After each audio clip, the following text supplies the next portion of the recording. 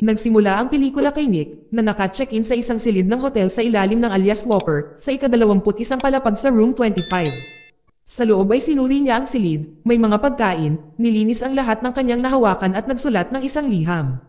Hindi nagtagal pagkatapos na makaramdam ng desperado, si Nick ay matapang na umakyat sa bintana upang sumigaw. Isang babae na nakakakita sa kanya mula sa ibaba ay agad na tumawag sa pulisya, sa pamamagitan ng isang emergency na tawag. Noong isang buwan bago hinarap ni Nick ang malupit na katotohanan ng kanyang apela na tinanggihan ng pagpapahaba ng kanyang 23 taong sentensya. Dahil sa di umano'y pagnanakaw ng $40 million na bahagi mula sa isang negosyanteng nagngangalang David. Sa kabila ng iniiwasan siya ng lahat ay pinasasalamatan niya si Mike na tapat na kaibigan niya at dating kasamahan. Noong araw na iyon ay binisita muli ni Mike si Nick habang ina-update siya sa mga pinakabagong pangyayari sa kanyang buhay. Pagkatapos nito ay naalala ni Mike na sa kanyang pagpunta dito, ay nakatanggap siya ng isang tawag mula sa kapatid ni Nick na nagpapaalam sa kanya tungkol sa kanilang naghihingalong ama. Habang si Nick ay nasa kulungan mabilis na hangina ang kalusugan ng kanyang ama. Nangako si Mike na tutulungan si Nick na bisitahin ang kanyang ama. Ngunit sa kasamaang palad ay namatay ang ama ni Nick bago iyon mangyari. Sa libing hinarap ni Nick ang kanyang kapatid na si Joey na sinisi siya sa pagkamatay ng kanilang ama. Sa paniniwalang ang pagkakulong ni Nick ay nag-ambag dito. Ang akusasyon ni Joey ay lumaki sa isang pisikal na paghaharap na nagtatapos sa paghawak ni Nick ng isang pistola ng pulisya at nag-uutos sa mga opisyal na lumuhad. Hiniling ni Nick kay Joey na tanggalin ang kanyang mga posas. Nang natanggal na ang mga posas ay nakatakas si Nick. Pagkatapos na makatakas, si Nick kinuha niya ang mahalagang bagay, kabilang ang isang larawan noong bata pa siya kasama ang kanyang ama at nakahanap ng kanlungan sa isang nakatagong lokasyon.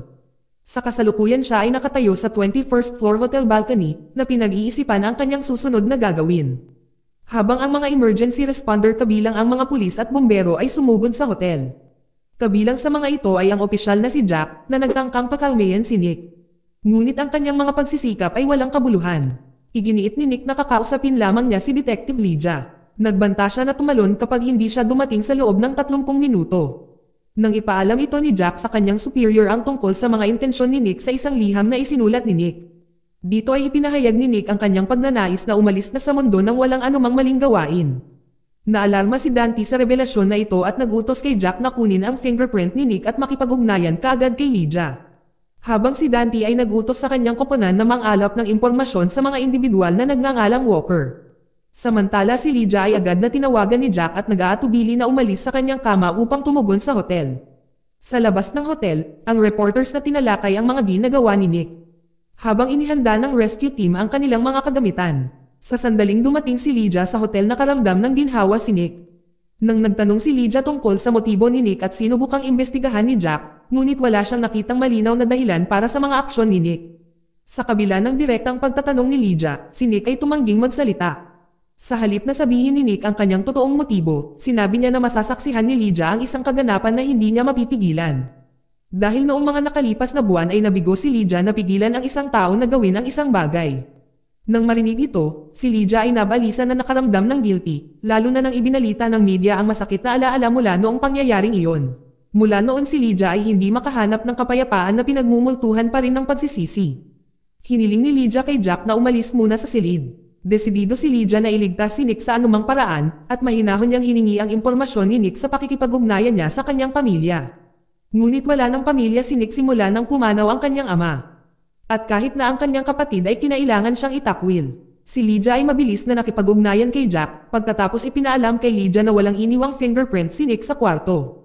Kaya mahirap na makuha ang mga fingerprint ni Nick. Para makuha ang fingerprint ni Nick, inalok siya ni Lydia ng sigarilyo. Sa una ay nag-aalangan pumayag si Nick. Ngunit pagkatapos na makitang humihitit si Lydia agad niya itong tinanggap. Ibinigay ni Lydia ang sigarilyo para sa pagkuha ng mga fingerprint. Nang simulan ni Lydia na makipag-usap kay Nick, isang TV station ang biglang nag-spotlight sa mukha ni Nick nang malapitan na halos lumutang ang katawan ni Nick. Ang istasyon ay agad na nag-broadcast ng imahe ni Nick.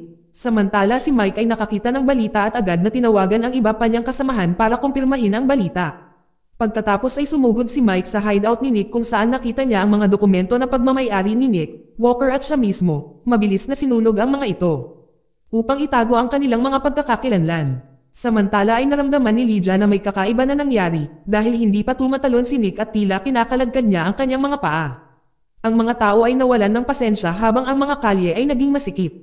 Nakatanggap si Lydia ng tawag na isiniwalat ang tunay na pagkatao ni Nick bilang isang magnanakaw na gustong magnakaw ng mga brilyante.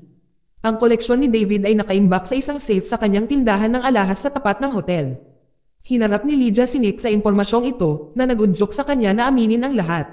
Inamin ni Nick ang kanyang plano na ilihis ang atensyon ng lahat, habang ang kanyang kapatid na si Joey at ang kasintahan ni Joey na si Angie ay papasok sa tindahan ni David upang patunayan ang pagiging inosente ni Nick. Sa panahon ng libing, sina Joey at Angie ay nagtatrabaho upang tulungan si Nick na makatakas. Dahil si Nick ay na-frame up para sa pagnanakaw at pagbebenta ng mga diamante ni David na nasa pag-aari pa ni David. 2 taon na ang nakakaraan si Nick ay nag-escort kay David, kasama ng mga brilyante. Nang si David ay inatake ng kanyang sariling mga alipores, si David ay tusong binalangka si Nick dahil nabangkarote siya at ang mga diamonds ang tanging asset niya. Hindi lamang iyon, nag-claim din si David ng insurance para sa kanyang pagbili, na ibig sabihin ay lihim niyang nilinlang ang kumpanya ng insurance. Palihim na kinontak ni Nick sina Joey at Angie sa pamamagitan ng isang hidden device. Habang palihim silang pumasok sa imbakan ng diamond, ang atensyon ng lahat ay nasa kay Nick na nagnanais na gawin ang hindi maisip na magbigay ng perpektong panakip. Ang planong ito ay binuo sa loob ng 1 taon na sina Joey at Angie ay mahusay na papasok sa storage na umiiwas sa CCTV. Sa loob kumuha ng mga larawan si Joey upang dayain ang mga security camera. Ngunit nakatagpo sila ng isang sensor na nanganganib sa pagkakalantad ng kanilang pagkakilanlan. Buti na lang nailihis ni Nick ang hinala ni Lydia at sinenyasan si Joey na maaaring ma-disable ang sensor sa pamamagitan ng pag-cooldown nito. Si Joey pagkatapos ay agad na inispray ng fire extinguisher ang nasabing sensor. Sa kasamaang palad ng malapit na nilang basagin ang safe ay nakatanggap si Nick ng impormasyon na iinspeksyonin ni Dante ang imbakan ng alahas. Apurahang humingi ng tulong si Nick kay Lydia at nakakagulat na pumayag itong tulungan siya. Habang ang mga pulis ay papalapit sa tindahan ng alahas, sina Joey at Angie ay nanatili sa loob, habang si Nick ay naghagis ng pera upang lumikha ng isang kabuluhan. Sa kabutihang palad ng pumasok ang mga pulis, si Joey ay nakapagtago. Nang ang supervisor ay nang-enter ng passcode, isinulat ito ni Joey sa kanyang braso. Naglagay pala sila ng maliit na camera sa paligid ng safe. Habang si Dante ay nagbigay ng ultimatum kay Lydia na hikayatin si Nick sa loob ng 15 minuto o harapin ang intervention ng SWAT team. Ipinaabot ito ni Lydia kay Nick na iginiit na inosente siya at idinadawat lang siya. Ipinaalam ito ni Lydia kay Dante, ngunit nanatili siyang nag-aalinlangan. Sa nakalipas na taon na nanunuhol si David sa ilang mga pulis upang mabili niya ang batas, na tila napakamahal, hanggang sa punto kung saan kailangang gawin ni Nick ang hindi akalain. Iniulat ni Lydia ang sinabi kay Dante, gayunpaman, hiniling ni Dante kay Lydia na tumuon sa kanyang tungkulin. Dahil hindi siya maniniwala sa mga salita ni Nick, habang ang istasyon ng TV ay naglabas ng mga balita na naglalantad sa tunay na pagkakakilanlan ni Nick. Ang mga tao ay nakikiramay na makita si Nick bilang isang biktima ng mga mayayaman na madalas na umiiwas sa hustisya. Ilang sandali pagkatapos dumating si Mike, humihingi siya ng pahintulot mula kay Lydia na kausapin si Nick. Gayunpaman si Lydia na naghihinala sa kaugnayan ni Mike kay David ay tinanggihan ang kanyang kahilingan. Sa kabila ng pag-aangkin ni Mike na kaibigan siya ni Nick ay nag-aatubili siyang tinanggap ang desisyon ni Lydia. Hindi nagtagal matapos ang isang waiter na nagngangalang Paul ay nagdala ng pagkain kay Nick na nagpapasigla sa kanyang espiritu. Habang kumakain si Nick ay sinusubaybayan niya ang pag-unlad ni Angie sa loob. Si Angie ay nag-alinlangan sa isang makitid na butas. Ang paghihikayat ni Nick na sinamahan ng suporta ng publiko ay nagudyok sa kanya. Sa kabila ng hamon ng pagtukoy sa mga wire sa mahinang ilaw, matagumpay na pinutol ni Angie ang tamang wire upang maiwasan ang pagset ng alarma. Pagkatapos ay sinubukan nilang basagin ang safe at hindi nagtagal bago bumukas ang safe ay maraming mararangyang brilyante sa loob nito. Gayunpaman hindi nila nakita ang brilyante na hinahanap nila. Samantala inutusan ni Dante si Lydia na umalis dahil darating ang SWAT team. Hindi pinansin ang utos ni Lydia at buong tapang na sumama kay Nick sa labas ng bintana. Nalaman ni Nick mula kay Joey na ang brilyante ay wala sa safe, kalmadong inutusan ni Nick si Joey na simulan ang plan B.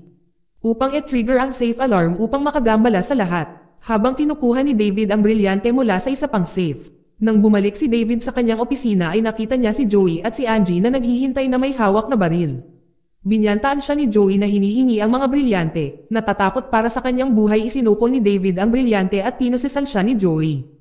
Sa lobby ng hotel maingat na iniabot ni Joey ang brilyante kay Paul. Habang si Lydia naman ay sinubukang makipag-ugnayan sa internal affairs para ilantad sa kanya ang mga tiwaling opisyal na sangkot kay David. Sa kanyang pagkadismaya, si Walker, Dante at Mike ay nadawit dito, si Mike ay napansin si Lydia na may ibang ginagawa. Nakipagkita si Mike kay Nick, paulit-ulit siyang hinimok ni Mike na umalis kasama niya. Si Nick ay matatag na tumanggi, alam niyang pinagtaksilan siya ni Mike. Nang ipinadala ni Dante ang SWAT team at si Nick ay tumakas upang makipagkita kay Paul na nagbigay sa kanya ng brilyante. Sa kabila ng paghabol ay nagawa ni Nick na umakyat sa rooftop ng hotel kung saan sumuko siya. Ilang sandali matapos dumating sina Dante at David. Si David na nagbabanta kay Joey at ibibigay ni Nick ang brilyante na walang ibang pagpipilian at mas nagmamalasakit si Nick sa buhay ng kanyang kapatid. Sa wakas ay ibinigay ni Nick ang brilyante kay David. Matapos matanggap ang brilyante inutusan ni David si Dante na tapusin sina Nick at Joey. Nang babarilan na sana ni Dante si Nick, binaril muna ni Mike si Dante. Gayunpaman, nakaganti si Dante ng putok na lubhang nasugatan si Mike. Si Mike pagkatapos ay humingi ng paumanhin kay Nick na umamin na hindi niya alam na na-frame up si Nick. Bumangon muli si Dante, ngunit binaril siya ni Lydia. Inalertuhan ni Joey ang lahat na si David ay sinusubukang makatakas. Nang walang pag-aalinlangan tumalon si Nick sa lobo na inihanda ng pangkat ng bumbero. Pagkatapos noon ay walang humpay na pinalo ni Nick si David at kinuha ang brilyante sa bulsa ng jacket ni David. Saka ipinakita ito ni Nick sa lahat. Dahil dito pinatunayan ni Nick na siya ay inosente at si David ay inaresto.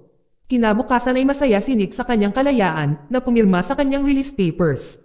Dinala niya si Lydia sa paborito niyang bar kung saan muli silang nagkita ni Paul. Ipinahayag ni Nick kay Lydia na si Paul ay ang kanyang ama na talagang buhay pa. Si Nick ay piniki ang pagkamatay ng kanyang ama upang makatakas at patunayan ang kanyang kawalang kasalanan laban sa malakas na paninirang puri. Naniniwala si Nick na ang katotohanan ay mananaig sa kasamaan. Sa ilang sandali matapos na mag-propose si Joey kay Angie ng isang brilyante na singsing na malamang na kinuha mula sa safe ni David at masaya niyang tinanggap. Dito nagtatapos ang palabas. Salamat sa panonood kaibigan.